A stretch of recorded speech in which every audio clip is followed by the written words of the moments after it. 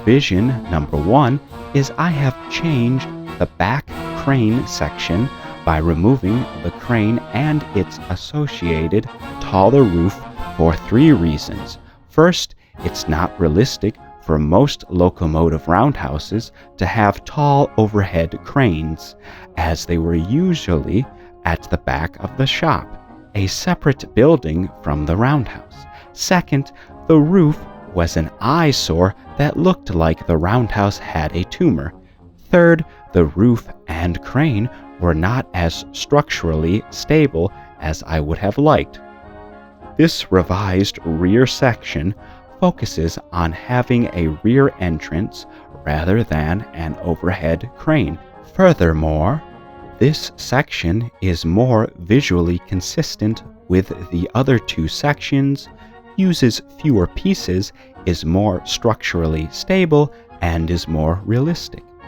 Revision number 2 is to the left side entrance track area. The entrance area has 4 changes. First, the bottom of the left sidewall is now flush with a new and even concrete foundation. Second, the base of the water tower uses fewer pieces. Third, the ash pit uses fewer pieces as well. Fourth, the diesel tank uses fewer pieces and has been recolored.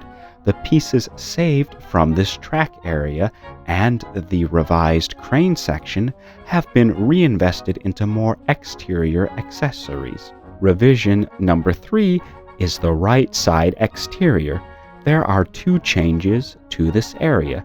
Change number 1 is that the side building has been moved backwards. This shift is to make the window spacing and side supports more consistent with the left side wall.